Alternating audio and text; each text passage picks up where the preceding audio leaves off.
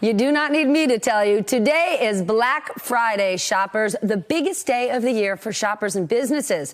And for workers, it is the start of a very hectic sprint to the holidays. According to the National Retail Federation, 115 million people are expected to be shopping today, but just how they shop is about to cross a brand new threshold. For the very first time, shoppers are saying they will be doing more shopping online than in stores this holiday season.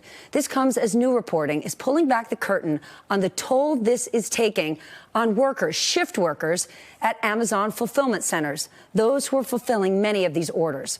According to Reveal, internal injury records from 23 of the company's fulfillment centers show a rate of serious injuries of 9.6 per 100 full-time workers last year. That is more than double the national average.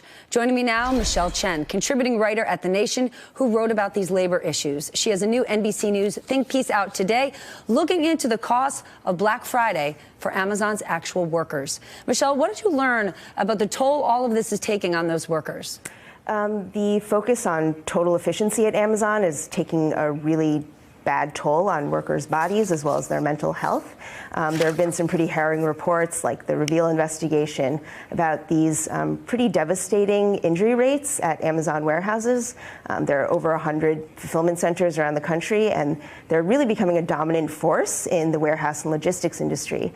And Amazon is in a position to really set standards for this industry, but as we see from these injury reports, that's Amazon's own recorded data, the injury rates are astounding. I mean, they're 2 or 3 times as high as the industry average. It's more dangerous than occupations like coal mining and logging. So it is, Amazon is should be held to account for some of these safety conditions. But what does that mean, hold to account? Are they violating any labor laws? Well, they have been cited by Occupational Safety and Health Administration, and they have faced some consequences, but the regulatory regime in this country is so weak that many corporations that are Amazon's size are able to get away with a lot of rather devastating injuries and even in some cases deaths that we've seen in Amazon warehouses. I want to read what Amazon told Reveal about its injury report. They said this: Amazon's injury rates are so high because of its aggressive about reporting their own worker injuries, and they're very cautious about allowing injured workers to return to work before they're ready. So they're basically making the argument it's because of their standards. They record every one of these possible injuries that we're aware of them. It seems like they're saying there isn't a huge increase.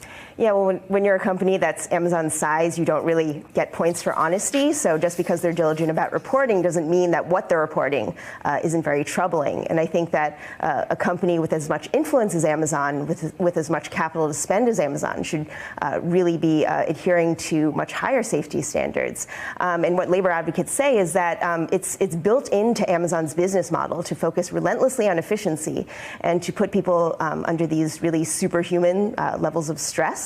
So many workers have reported even, having their sleep disturbed, and they're actually suffering chronic bodily pain while they're working. So it's not just the acute injuries, though those can be rather egregious. It's actually just the relentless pressure that people are under every day. And this is a company with hundreds of thousands of workers. I mean, if they're not setting standards, then who will? Hey there, I'm Chris Hayes from MSNBC. Thanks for watching MSNBC on YouTube. If you want to keep up to date with the videos we're putting out, you can click subscribe just below me or click over on this list to see lots of other great videos.